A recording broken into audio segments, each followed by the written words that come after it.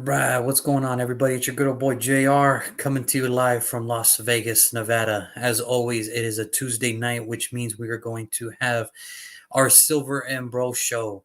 Unfortunately, the it is only going to be the silver part because the bro is sick today. He is getting over a little bit of a cough and everything, so he's going to try to feel better. But he will tune in. Hopefully, he can tune in, even if it's commentary. So it'll just be solo today. But as always, we recap the game between the Raiders from the previous week, and then we talk about it, and then we get into the upcoming matchup. But let's get right into it. First of all, what an impressive performance. What an impressive game by both teams. Both teams really put it all out there, and the Raiders came away 2 weeks in a row, overtime victory in one favor of Josh Jacobs. Let's just talk about this game right away. It looked bad from the beginning. I mean, very bad. First drive, first pass of the game, really. And Carr threw an interception to Quandre Diggs, who kind of had to go Superman status about it. And Seattle takes the points. They take it over, and they get 7 points out of it.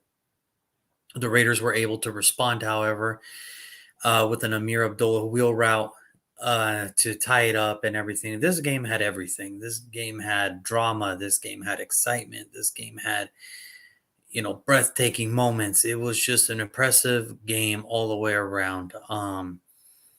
Really, everybody wants to talk about Carr having a good performance. His first 3 touchdown performance in a really long time. Everybody wants to, you know, focus on that, on how it's more like everybody wants to talk about the officiating in this game on both sides of the ball, especially when it comes to Seattle and the Raiders. Yeah, officiating could have been a little bit better. But I think the real story here of this week was what an amazing performance by Josh Jacobs. Just an amazing performance by him around. The man had 303 total scrimmage yards. Again, he had 303 scrimmage yards. He ran the ball effectively. He was catching everything thrown his way. The man was just an amazing, amazing weapon. He was probably the difference maker of this game. Both defenses could not do anything. Kenneth Walker had a great game, but Josh Jacobs just did his thing on Sunday, especially with that 86-yarder of, up the gut to end the game in overtime. I got to get into the negatives again. Even after a win like this, you always try to you always try to tend to stay away from the negatives, but there was some negatives in this game. Again, that defense, especially that front seven. Can't say everybody, but there's no consistency other than Max Crosby on the defensive line. It's just getting to a point now where the man has, I think, 10 and a half, 11 sacks, something like that on the year. And the rest of the team, nobody else on the team has more than 2.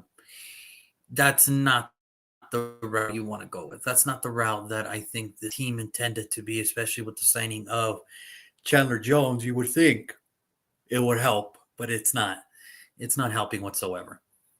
The negative on that is, again, the defensive line. Andrew Billings got his first sack of the year. That's great. Max Crosby had 2 sacks again, a sack and a half, something like that. But again, I'm getting to a point now where we have to start building around Crosby. He is the real deal. And I'm not just talking about on the Raiders, but I think he is one of the bright spots in the NFL. He's one of the better defensive ends in the league. And I don't think there's any denying it anymore. 11 sacks, 15 tackles for losses on the as good as it's going to get. He is a one-man gang. He needs help. He needs help on the defensive line. Number 2, as great as I looked yesterday, there could have been some better moments. Just so many missed opportunities, especially on the passing game, with the drop balls, the overthrown throws. In football, nothing's ever perfect. Nothing is ever perfect in the game of football. But you would think that, by this time, he would control a little bit, and it just seems like that's the same narrative every single week. There's no control. There's other than the running game that has been kind of consistent this whole year. I mean, we're getting to a point now where I think Josh Jacobs is almost getting 100 yards in the ground every single week.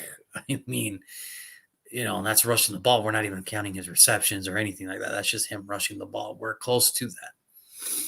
But I don't think there's so many missed opportunities for you know, overthrown throws, drop passes, protection. Not the offense is finally clicking for 2 weeks in a row. The offense looks like it's clicking.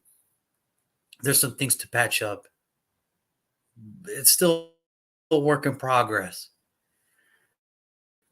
but I like to see that it's being more consistent as the time is going on. So I like that. I like that. And sorry for the yawning, guys. I've just had a long day today, and like I said, I'm going to try my best to get through this and everything. But I do want to thank you guys for tuning in. Look, again, defensively, uh, again, it just goes all around defense. They made the stop when they needed to, but that's still way too many points. That's still way too many points to be given up in an NFL game. Now, I'm saying that generously because yes, we scored 40 and they scored 34, but even then, that's way too many points in just in a standard of what ifs. So negative wise, I got to give it to, it's just, Max Crosby needs help. As always, he's a one man gang out there. Offensively, they just have to communicate better. Um, Again, that throw, first play of the game, interception, and he throws a pick. Whatever the reason, there was just a little disconnect there. And two, personally, and number three, personally, I mean, I just again, it's just the points given up. The scheme is just not working for Patrick Graham. I don't know what he's waiting for. It's not working, and there's some changes that need to be done defensively if we're gonna continue the success. We're gonna need the defense to step up a little bit, and that goes on the shoulders of Patrick Graham. But let's get into some positives. I hate negatives, especially after a win. It's easy to be negative when you lose, but it's so hard to be negative when you win. But let's get into some positives, and it's the flip. It's flip. It's hard to be positive when you lose. Easy to be positive when you win. I think first positive for me, personally, it's just again it goes to that offensive line. That offensive line played as well as you can play. They opened up the holes for Josh Jacobs, Samir White, a couple plays, and they protected Carr enough to where he gets those throws. So again, it wasn't pretty. Nothing's ever pretty in the NFL, but it was good to see that the offensive line is starting to step up a little bit, and they're starting to get some continuity. They're starting to get some, leverage time and playing together, and that I think that's awesome. I think that was the first thing. I think this is the line that we're going to stick with, and it just looks that way, but it is what it is. Number two, other than Crosby, Denzel Perryman played a hell of a game. Denzel Perryman played one heck of a game on Sunday. He looked like the middle linebacker that I remember from the University of Miami. He just looked electric out there on Sunday. And it was just so awesome to see that he just plays really well. And how he played was amazing. He I don't know what the disconnect was there, but he made that great interception play. He made a couple plays behind the line of scrimmage. He had 9 tackles in total. That's a pretty good day office for work for a linebacker, and he's a guy who's been stepping up here the last few weeks, and I think he deserves some praise, especially with that interception. It's not easy to guard a double cross, a crossing route. It's never easy to try to defend that, but he played that as well as you can play. Yeah, maybe Geno Smith did make a bad throw, but Denzel Perryman still had to make the play to give our offense the ball back, and that was amazing. That was simply amazing to see him go out there. And lastly, I mean, I don't think I have to keep repeating this. Josh Jacobs just played one heck of a game on Sunday. Just one heck of a game. Yes, there's a lot of things. There's a lot of other storylines out there, but Josh Jacobs, obviously, we know he's the main one. He played amazing. He played as well as you can possibly ask for. And it's kind of messed up now because if they would have just picked up the fifth-year option, it would have been 8 million. If they try to tag him now, it'll be close to 13 million. Um, I don't know what's going to happen now. I don't know what the plan is for Josh Jacobs moving forward with the team, but I hope they can resign because he is a big part of this team. He is a big part of why this offense is moving forward. Aside from Devontae Adams, Josh Jacobs is probably the key factor to this team. He is the running back. He is the man who we thought he was going to be. And he played amazing. There's no other way around it. When you can have more offensive yards on your own stat sheet than 6 NFL franchises, that's saying something. That's saying something. I think there's going to be a lot of question now onto where, what happens from here for Jacobs at the end of the year. Does he stay? Does he go? Listen, he's playing for a contract. And he's been in when they declined that fifth-year option, he had to understand that he had to bet on himself. And he's winning. He's going to get a bag. I don't know where it's going to be. I hope it's here. I want him to be here. But he's going to get a bag somewhere. The way he's been running, it's been out of his control. And this is the first time that he looks healthy. He looks healthy since his rookie year. And that's awesome. The fact that he looks healthy and he looks ready to go. And again, Zamir White had a couple nice runs. The rookie finally showed something. Amir Abdullah, amazing touchdown catch. Just amazing play by him. But obviously, Josh Jacobs was the story. Yeah, I get it. Derek Carr threw for 3 touchdowns, so many yards, yada, yada, yada. He looks great. He's been looking great in the second half since our bye week. That's fine, whatever. But Josh Jacobs, to me, is the story of this game. He is the story of this game. The man made one-headed catches. The man had to make nothing into something. Overall, obviously the star of the game was Josh. And I hope he continues that way because he's got a tough one coming up next week. The whole team's got a tough one. A lot of people want to talk about this game and they want to, everybody wants to talk about the officiating. The last thing you're ever going to get over anything from a Raider fan, especially when it comes to officiating, and this is going out to all Seahawks fans that want to jump in, that want to cry about it. The last thing you're going to get from a Raider fan when it comes to officiating is sympathy.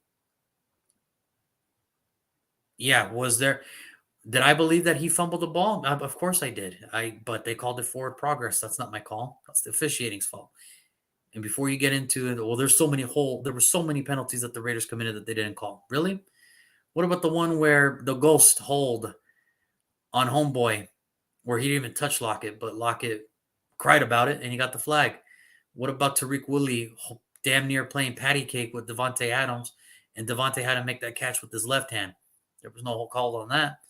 What about the 12th guy that jumped onto the field when Diggs made the interception? Nobody want to call that. The last thing Seahawks fans you're going to get from a Raider fan, especially when it comes to sympathy, is officiating. So my only thing to say to that, take the L and please STFU. STFU to every Seahawks fan out there that is complaining about officiating. So that's my take on that. I guess my final take on this game, the Raiders are finding their stride. The Raiders are finally finding something in an offense intake that should have been something that we should have seen since week 1. And we're just barely seeing that. Is it one of those games where it's maybe too little too late? Maybe. But it's nice to see that there's some consistency in that offense now. And there's some Raider fans out there that are pretty much saying, what's the point of winning? What's the point of this? What's the point of that? Why? We were number 4 before the Seahawks game. Now we're at number 9 after this win. Was this win really going to be worth it at the end of the year? I don't know. Here's the thing about it. This is the thing I never understood about fans. I just never understood. You think these players give a crap where where these players give a crap about how you feel about the team tanking, not tanking, losing. What's the point of winning? No, these are professional football players. This is their job. They don't go into the headquarters, the training facility to know out there, oh, we're tanking, so we're just going to wait until next year, knowing that they might not even be on the team next year. Remember, the NFL is even though these guys get these contracts, it's a year to year basis, guys. Your team is never going to be the same the following year or the year after that or the year before. Teams are always changing. It always changes. You think these guys are going into the facility giving a damn about draft position? No, they're trying to win a game. Trying to prove, whether it's with us or with somebody else, that they have heart enough to keep playing. So for every Raider fan out there, what's the point of winning? And what's the point of winning this game? It's because these are professional athletes, bro. They want to win. As a fan, I want them to win all the time too, but I know that's not the case. So whenever they do win, I'm excited for them because I know it ain't easy to win a game in the NFL. I can only imagine how hard it is to practice in the NFL, let alone win a game in the NFL, to make a team in the NFL. So for everybody out there that says, "Well, it's draft position. We keep losing." Okay, that's loser talk, and I'm glad you're not on our team. You keep thinking like that. There's some Raider fans I know that are probably saying like, "Oh, well, that's stupid. You think jumping 4-9, we lose a key player? We're still in the top 10." It is what it is. Let the draft fall to us. And it's not like we've been so successful in the first round anyway. Why do you want an earlier pick? So you can get mad that they probably screw that up too? Please, give me a break. Let these guys do them. That's my take on it. That's my take on it as the whole jumping from 4-9, where people are just, even on nation radio, people are like complaining that, oh my God, how dare we win a game? No, it's because they're professional athletes. They don't go into the facility thinking that they're going to get their asses handed to, that they want to get their asses handed to. These are professional athletes that we're talking about. So it is what it is. That's my take on that for Raider fans everywhere that are complaining about winning now. It's too late to win now. It's never too late to win. It's never too late. And if you're one of those people that want them to lose for draft position, then I don't know what to tell you. You're never happy when they win. And I bet you're the same guys. You're never happy when you win. You're never happy when they lose. So there's no hope for you as far as those type of Raider fans are concerned. Me, I'm going to chill with the real ones. The ones that we want to see win every single time they step onto the field.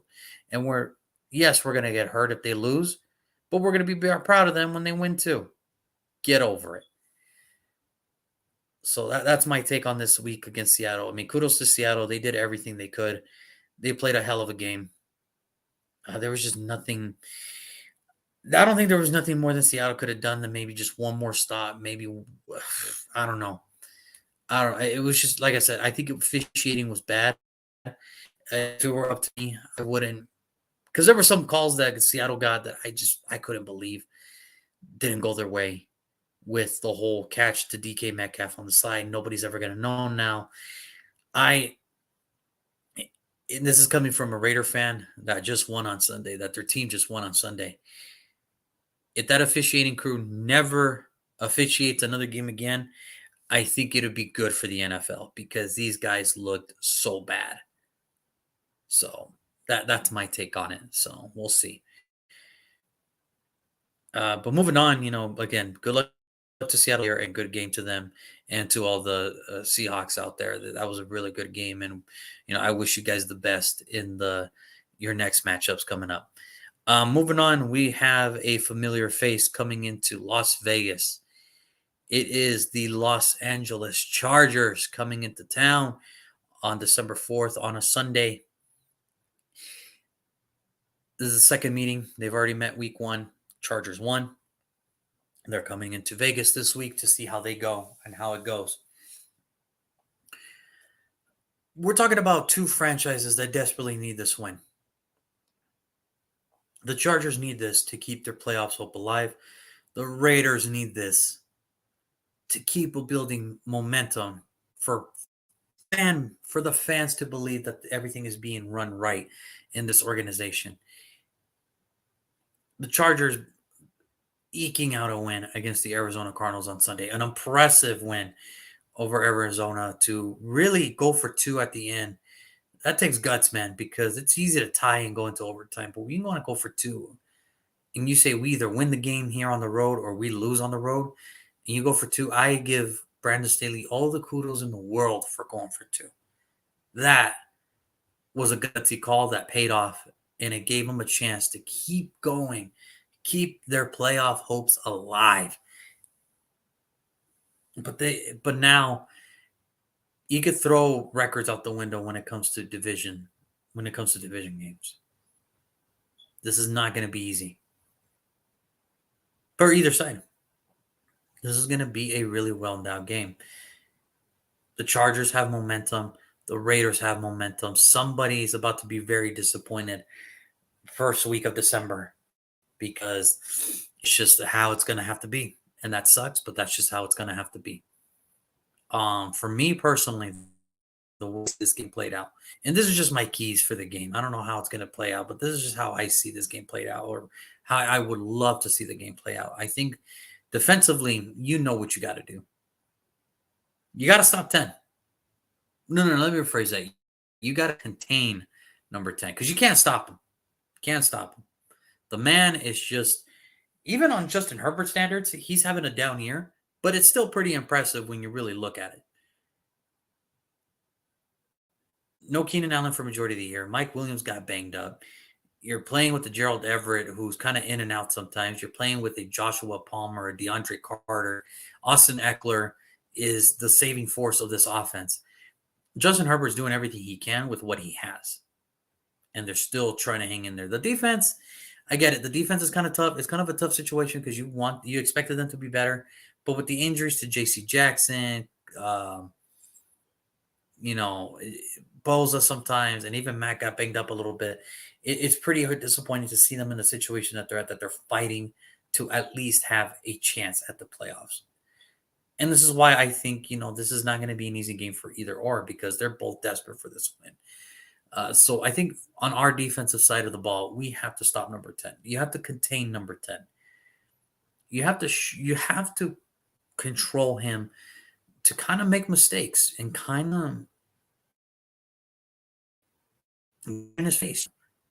Now, this is not the same team that the Raiders faced in week 1. And this is not the same team that the Chargers faced in week 1. But defensively, they have to contain number 10. If you number 10, I'm not saying that there's an automatic victory, but it gives you a chance to stay in the game. And I think that's something that didn't happen in week 1. Derek Carr with the turnovers, and they couldn't contain number 10, and that's what happens. When you create the turnovers and you give the ball back to a talented quarterback that had all the offensive help he can get, that's what's going to happen. That's what's going to happen. So, again, defensively contain number 10. That's the key issue. Number 2, you have to stop Austin Eckler. You have to have double coverage on this man. And I know that's a risky thing to say, but the dude is a one-man wrecking machine. You have to double cover. You have to know where he's at all times, or else he's going to make your life a living hell.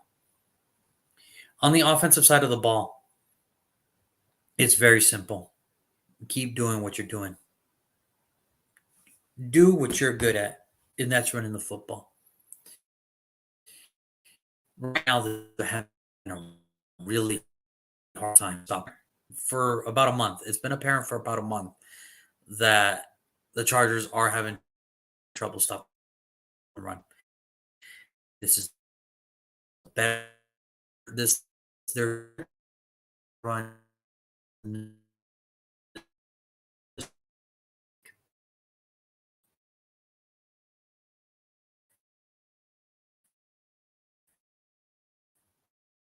On the football and stopping the run. And it's just, it's not the best. It's the heavy. You run the offense. And that's even, listen, even with the performance of Josh Jacobs, you still want to take it easy because of the whole calf issue with him. You don't want to get him banged up. Zamir White, throw him in there. Amir Abdullah, you have these running backs for a reason. You're going to have to learn how to utilize all three at a certain point. Also, no turnovers. I'm tired of this. No turnovers, please. For the love of goodness, for love of everything that is good, no turnovers on this matchup. You already saw what happened when you turn the ball over to this team. They will hurt you. And they've shown if you turn this ball over to this team and you give them a chance, they will find a way to make you pay. They will find a way to make you pay. Good. No turnovers. Keep the turnover ratio down. Win the turnovers if you can. Create some turnovers. So up to right now, the Raiders defense have only had 8. They added 2 last week. All year they've had 6. They added 2. They added a third of their takeaways this last week, which is awesome. Awesome. Do it again. You have to create turnovers to give the ball back to your offense to keep it going, keep the momentum going.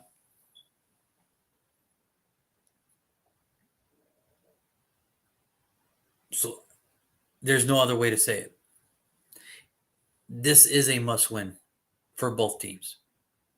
One, to keep their playoff hopes alive. The other, to keep the momentum going. It's as simple as that, folks. That's what this game's going to be all about. No team has to lose. No team wants to lose this week, but somebody's going to have to lose this week. And that's the sad part about this game. So, before we go, I'm going to give out some awards. The 3 best players in each unit. So, obviously, when you have special teams, I'm going to give it to AJ Cole. The man played an amazing game. He saved a ball that was snapped really bad by Trent Sieg, and he saved it for us to get the points. And AJ Cole punted a heck of a game against Seattle. So kudos to AJ Cole for having a great game. Defensively, you would think it would be Max, but that's too easy. I'm going to give it to Denzel Perryman. Again, the man played a fantastic game. Causing an interception, stuff in the run, getting some tackles. The man played a great game. There's no better way to put it other than that. The man played great. So kudos to Denzel Perryman for winning my defensive player of the week this week. And offensively, like if there was any other choice, I get it. It could go to Carr, could go to the offensive line. And it probably should go to the offensive line because they protected a quarterback long enough to throw 3 touchdowns, and they opened holes enough for Josh Jacobs. But unfortunately, as much I would love to give it to the offensive line, and I really do, and I would, but they're honorary. It's still got to be Josh Jacobs because when you have a game like that, there's no other way around it. He was the offensive player of the week for the Raiders this week. There's no other way around it. He played great. When you can have more scrimmage yards than 6 NFL teams, remember these are professional teams. These are professional teams. He had 6. He had more yards than 6 professional teams. That's pretty hard to do. That's pretty hard to say. Pretty hard to fathom the idea that that's even possible. But he did it. So kudos to Josh for winning this week or for being offensive rookie or offensive player of the week. Good for him. Hopefully he wins FedEx this time for NFL FedEx ground player of the week. So we'll see how that goes tomorrow. But like I said, other than that, that'll do it for today's show. I want to thank everybody that is going to tune in a little bit later. I do want to thank everybody that tunes in every single week. I appreciate you guys so much. I know that you guys always ask for predictions. Well, that's not going to be till today. That's going to be until tomorrow, where me and Brandon, whether it's here on YouTube on the Jack's Wild Sports page on YouTube or the All Sports Talk podcast on Instagram Live, we will be here back at the same time, 6:30 Pacific Standard Time. I will give out my predictions to all the games tomorrow, like I've been doing every year. We're getting close, folks. Week 13, season's almost over.